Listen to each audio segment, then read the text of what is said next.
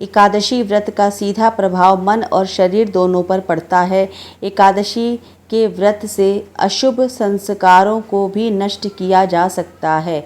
अजा एकादशी भगवान विष्णु की कृपा पाने का बेहद शुभ और अद्भुत दिन होता है। कहते हैं अजा एकादशी का व्रत रखने से शारीरिक, मानसिक और आर्थिक तीनों प्रकार से लाभ मिलता है।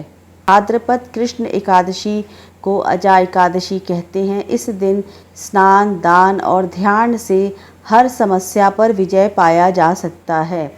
इस दिन सच्ची श्रद्धा से दान करके आप अपनी समस्त मनोकामनाओं को पूरी कर सकते हैं।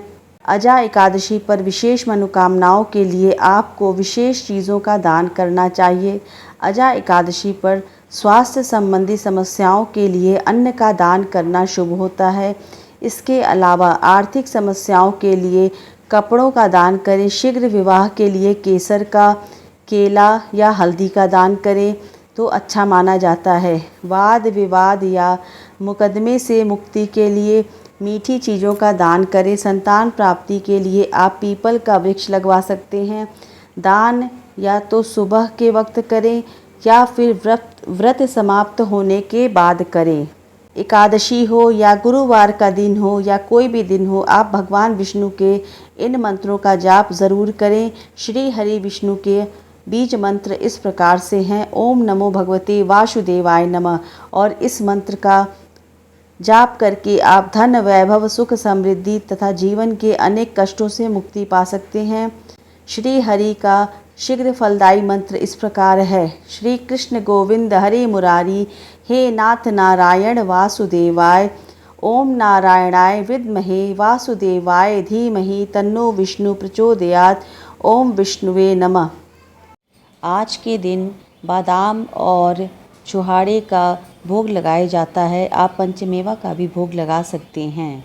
अजा एकादशी की व्रत कथा। अर्जुन ने कहा, हे पुंडरीकाक्ष, मैंने श्रावण शुक्ल एकादशी अर्थात पुत्रदा एकादशी का सविस्तार वर्णन सुना। अब आप कृपा करके मुझे भाद्रपद माह के कृष्ण पक्ष की एकादशी के विषय में बतलाइए। इस एकादशी का क्या नाम है तथा इसके व्रत का क्या विधान है? इसका व्रत करने से किस फल की प्राप्ति होती है? श्री कृष्ण ने कहा, हे कुंती पुत्र, भाद्रपद माह के कृष्ण पक्ष की एकादशी को अजा एकादशी कहते हैं। इसका व्रत करने से सभी पाप नष्ट हो जाते हैं। इस लोक और परलोक में मदद करने वाली इस एकादशी के व्रत के समान संसार में दूसरा कोई व्रत नहीं है। अजा एकादशी की व्रत कथा इस प्रकार से है। अब ध्यान पूर्वक इस एकादशी का महात्म्य श्रवण करो। पौराणिक काल में भगवान श्री राम के वंश में अयोध्या नगरी में एक चक्रवर्ती राजा हरिश्चंद्र नाम के एक राजा हुए थे। राजा अपनी सत्यनिष्ठा और ईमानदारी के लिए प्रसिद्ध थे। एक बार देवताओं ने इनकी परीक्षा लेने की योजना बनाई। राजा ने स्वप्न में देखा कि ऋषि विश्वामित्र को उन्होंने अपना राज्यपाट दान कर दिया है। सुबह विश्वामित्र वास्तव में उनके द्वार पर आकर कहने लगे कि तुमने स्वप्न में मुझे अपना राज्य दान कर दिया है।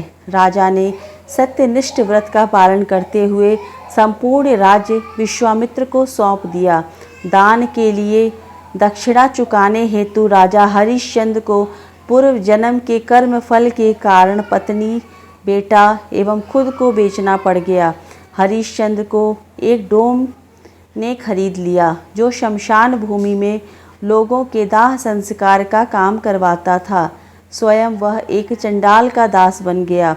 उसने उस चंडाल के यहाँ कफन लेने का काम किया, किंतु उसने इस आपत्ति के काम में भी सत्य का साथ नहीं छोड़ा। जब इसी प्रकार से कई वर्ष बीत गए तो उसे अपने इस नीच कर्म पर बड़ा दुख हुआ और वह इससे मुक्त होने का उपाय खोजने लगा। वह सदैव इसी चिंता में रहने लगा कि मैं क्या करूं, किस प्रकार इस नीच कर्म से मुक्ति पाऊं। एक बार की बात है, वह इसी चिंता में बैठे हुए थे कि गौतम ऋषि उसके पास पहुँचे। हरिश्चंद्र ने उन्हें प्रणाम किया और अपनी दुख भरी कथा सुनाने लगे। राजा हरिश्चंद्र की दुख भरी कहानी सुनकर महर्षि गौतम भी अत्यंत दुखी हुए और उन्होंने राजा से कहा, हे राजन, भादो माह के कृष्ण पक्ष की एकादशी का नाम अजा है। तुम उस एकादशी का विधान पूर्वक व्रत करो तथा रात्रि को जागरण करो, इससे तुम्हारे सभी पाप नष्ट हो जाएंगे। महर्षि गौतम इतना कहकर आलोप हो गए। अजा नाम की एकादशी आने पर राजा हरिश्चंद्र ने महर्षि के कहे अनुसार विधान पूर्वक उपवास किया तथा रात्रि जागरण किया। इस व्रत के प्रभाव से राजा के सभी पाप नष्ट हो गए। उस समय स्वर्ग में नगाड़े बजने लगे तथा पुष्पों की वर्षा होने लगी। उन्होंने अपने सामने ब्रह्मा, विष्णु, महेश तथा देवेंद्र आदि देवताओं को खड़ा पाया। उन्होंने अपने मृतक पुत्र को जीवित तथा अपनी पत्नी को राजसी वस्त्र तथा आभूषणों से परिपूर्ण देखा। व्रत के प्रभाव से राजा को पुनः अपने राज्य की प्राप्ति हुई। वास्तव में एक ऋषि ने राजा की परीक्षा लेने के लिए यह सब कौतुक किया था, परंतु अजा एकादशी के व्रत के प्रभाव से ऋषि द्वारा रची गई सारी माया समाप्त हो गई और अंत समय में हरिश्चंद्र अपने परिवार सहित स्वर्गलोक को गए। हे राजन, यह सब अजा एकादशी के व्रत का प्रभाव है। जो मनुष्य इस उपवास को विधि विधान से करते हैं तथा रात्रि जागरण करते हैं, उनके सभी पाप नष्ट हो जाते हैं और अंत में वे स्वर्ग को प्राप्त करते हैं। इस एकादशी व्रत की कथा के श्रवण मात्र से ही अश्वमेघ यज्ञ के फल के प्राप्ति होती है। ओम नमो भगवते वासुदेवाय नमः।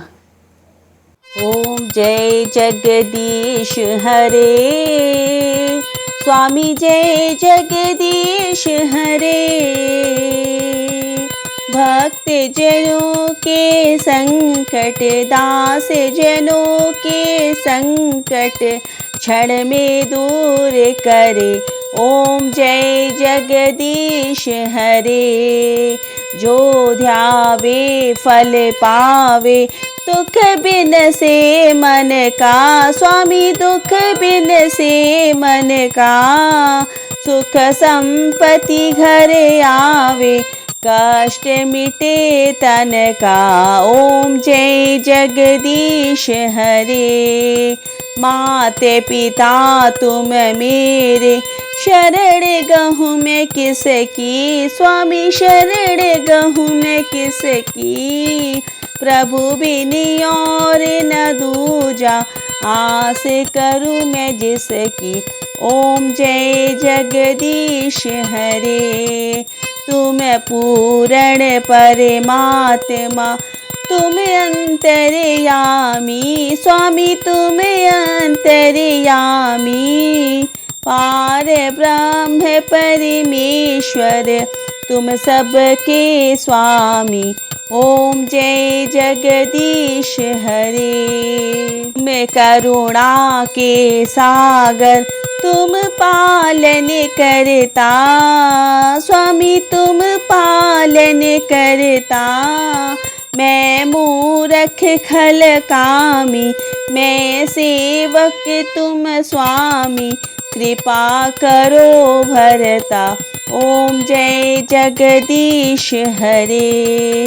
तुम हो एक अगोचर, सबके प्राणपति। किस विधि मिलो दयामय, किस विधि मिलो दयामय, तुमको मैं कुमति। ओम जय जगदीश हरे। दीन बंधु दुख हरता, तुम ठाकुर मेरे। प्रभु तुम रक्षक मेरे।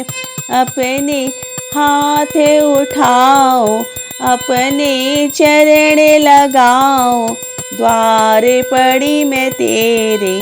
ओम जय जगदीश हरे।